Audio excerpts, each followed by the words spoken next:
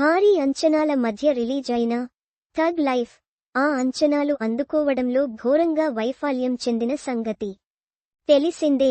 దీంతో దర్శకుడు మణిరత్నం ప్రేక్షకుల్ని క్షమాపణలు కోరారు. తన వైపు నుంచి క్షమాపణలు తప్ప ఇంకే చెప్పలేనన్నారు. ఇలా ప్రేక్షకుల్ని క్షమాపణలు కోరడం అన్నది బహుశా ఇదే తొలిసారి కావచ్చు.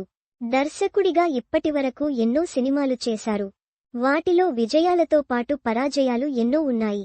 మరి పరాజయం చెందిన ప్రతిసారి మణిరత్నం క్షమాపణలు కోరారా అంటే లేదు. కేవలం థగ్ లైఫ్ విషయంలోనే ఆ సన్నివేశం చోటు చేసుకుంది. అందుకు ఓ ప్రత్యేక కారణం ఉంది. ప్రేక్షకుల్లో బ్యాక్కొటేషన్ థగ్ లైఫ్ బ్యాక్కొటేషన్ పై ఉన్న అంచనాలే అందుకు కారణంగా మారాయి. కమల్ హాసన్, మణిరత్నం కాంబినేషన్లో థగ్ లైఫ్ ప్రకటన రాగానే అంచనాలు ఒక్కసారిగా పీక్స్ కి చేరాయి. దాదాపు 37 ఏళ్ల తర్వాత కలిసి పనిచేయడంతోనే ఈ రేంజ్లో అంచనాలు మొదలయ్యాయి. నాయకుడు తర్వాత మళ్లీ ఆ ఛాన్స్ తీసుకోలేదు. అప్పట్లో నాయకుడు ఎంతో గొప్ప విజయం సాధించింది. దీంతో ఆ రేంజ్ సినిమా వస్తుందని అంతా ఎక్స్పెక్ట్ చేశారు. కానీ ఏమాత్రం ఊహించని సినిమాని అందించి ప్రేక్షకుల్ని పరీక్షించారు. కమల్, మణిరత్నం ఇంత చెత్త సినిమా తీశారేంటి అనే పరిస్థితి ఎదురైంది. ప్రేక్షకులంతా విమర్శించారు. మణిరత్నంపై ఉన్న నమ్మకంతో కమల్ హాసన్ ముందుకొచ్చారు.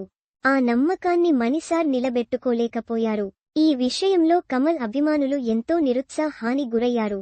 మణిరత్నం మీద ఉన్న గౌరవంతో నేరుగా విమర్శించలేకపోయారు గాని లేదంటే నేటి విమర్శ సోషల్ మీడియాలో ఏ స్థాయిలో ఉందో తెలిసిందే. అవన్నీ మణిరత్నం దృష్టికి వెళ్లాయి. ప్రత్యేకంగా కమల్ హాసన్తో మణిరత్నం ర్యాపో ఎంతో గొప్పది. కమల్ కంటూ ప్రత్యేకమైన ఫ్యాన్ బేస్ ఉంది. ఇవన్నీ దృష్టిలో పెట్టుకునే మణిరత్నం క్షమాపణలతో ముందుకొచ్చారు. అప్పుడప్పుడు దర్శక హీరోలు ఇలాంటి పరిస్థితిని ఎదుర్కోవడం అన్నది సహజమే. సినిమా ఫ్లాప్ అయినప్పుడు కొంతమంది హీరోలు కూడా మీడియా ముందుకొచ్చి క్షమాపణలు అడుగుతుంటారు.